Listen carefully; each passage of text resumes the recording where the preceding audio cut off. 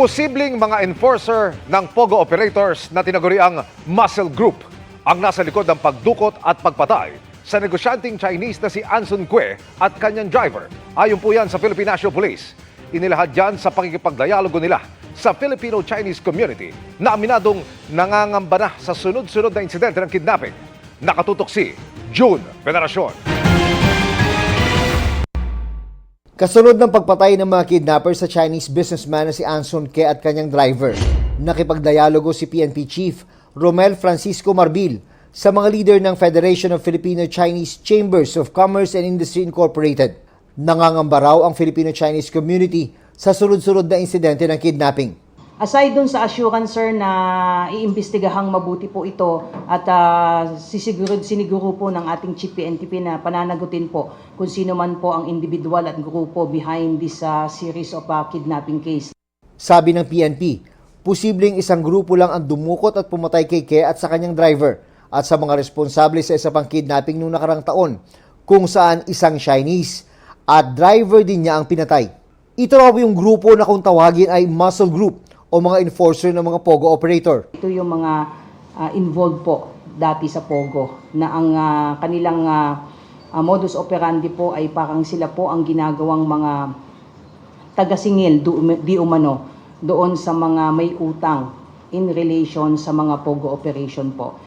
Estilo raw ng grupo na binubuo ng mga Chinese national ang pagtali sa kamay ng mga biktima, pagbalot ng duct tape sa muka, at hindi baril ang gamit sa pagpatay na ginawa kay Cue at sa kanyang driver. Wala pong gunshot wounds, wala pong stab wounds. They use possibly a nylon to strangle the victims. There is a sign of strangulation po.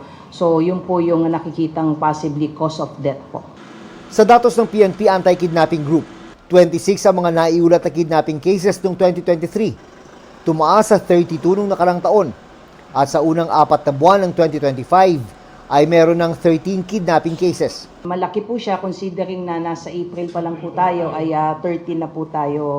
Ang nakikitang dahilan ng PNP sa pagtaas ng mga kidnapping cases sa bansa ay ang pagpapasara ng gobyerno sa lahat ng POGO operation. Nandito po nagsimula yung nakikita natin ng mga POGO-related kidnappings kung saan nagsisingilan na po yung mga individual at mga grupo na involved po na possibly ay nalugi doon sa naging pagsasara po ng POGO. So they shifted po dito sa kidnapping to make sure po na makakabawi po siguro sila.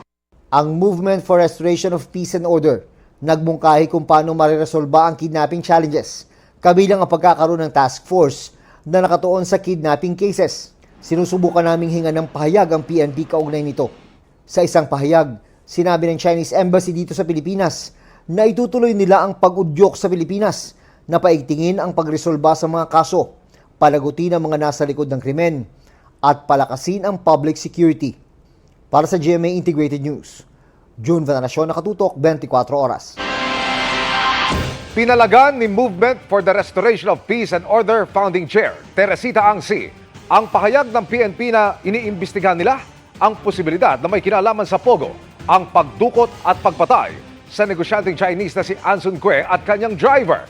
Sabi ni Angsi, ginagamit lang daw ang anggulong ito para mabaling ang atensyon mula sa tinawag niyang kabobohan at kawalan ng kakayahan ng mga pulis sa pagresolba sa krimen. Wala anyang ari-arian sa bulakan ng pamilya ng biktima. Wala rin daw silang negosyong may kaugnayan sa POGO at hindi rin daw kailanman nakatanggap ng pera o deposito mula sa anumang POGO. Lumalabas din daw si Cue ng walang bodyguard dahil naniniwala raw itong walang mananakit sa kanya.